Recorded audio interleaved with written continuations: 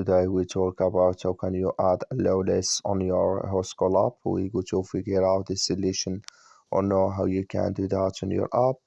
So you just follow these ways, then it's going to work with you. So all you have to do, you just go here, go above this sign, click on it.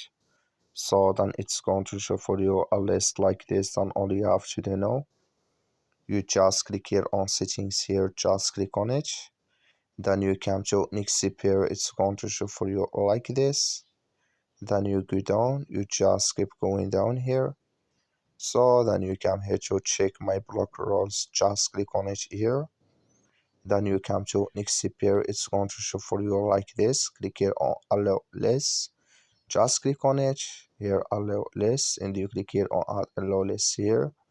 So then here can you enter a number and recent call history or recent blockade history here. So that's all you have to do. That's all. Thank you for watching. Don't forget to support us by liking.